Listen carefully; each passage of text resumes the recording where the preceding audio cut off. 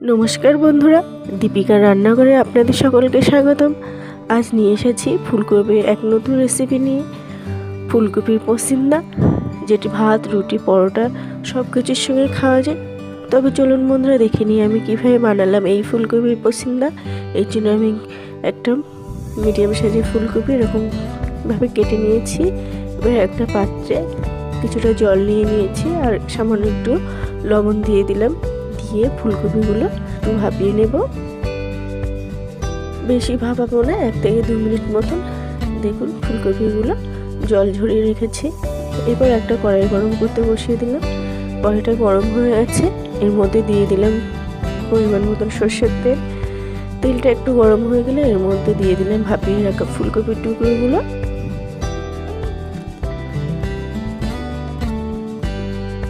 একটু হালকা নাড়াচাড়া করে নিলাম, নিয়ে এর মধ্যে একটু দিয়ে দেব হলুদ গুঁড়ো। এখানে কোনো লবণ দেব না, তাহলে ফুলকপিগুলো জল জলে ভাব চলে আসবে, ভাজা হবে না। শুধু হলুদ গুঁড়ো দিয়ে আমি ভাজবো।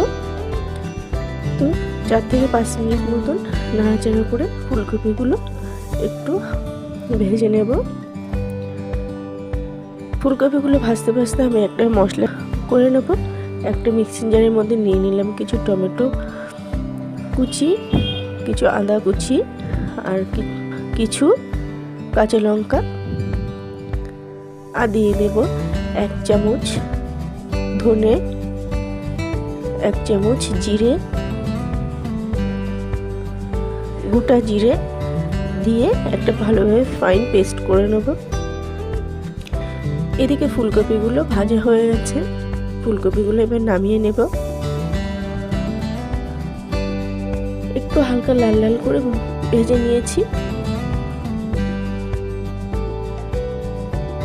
ফুলকপিগুলো নামিয়ে নিয়েছি। এবার এই একই কড়াইয়ের মধ্যে আমি আরেকটু সরষের তেল দিয়ে দিলাম। দিয়ে 1/2 চামচ জিরে, 2 শুকনো লঙ্কা আর 2 তেজপাতা ফোড়ন দিয়ে দিলাম। ফোড়নগুলো একটু হালকা নাড়াচাড়া করে ভেজে নেব। ভাজা হয়ে গেছে, এরপর আমি পেস্টটা দিয়ে দিলাম। দিয়ে ভালোভাবে কষিয়ে নেব। এর থেকে হালকা তেল ছড়িয়েছে, মানে এটা কষানো হয়ে গেছে। এরপর এর মধ্যে আমি দিয়ে দিলাম কিছু কাজু আর চারমগজ পেস্ট। এগুলো ভালোভাবে কষিয়ে নিয়েছি। নিয়ে ভেজে রাখা ফুলকপিগুলো দিয়ে দিলাম। দিয়ে মশলার সাথে ভালোভাবে আমি কষিয়ে নেব। তারপরে মিক্সার জারে কাজু ও চারমগজ বাটার একটু ধুয়ে জল দিয়ে দিলাম, আর দিয়ে দিলাম পরিমাণ মতন গরম জল। আপনারা এখানে রেগুলার জলও ইউজ করতে পারেন।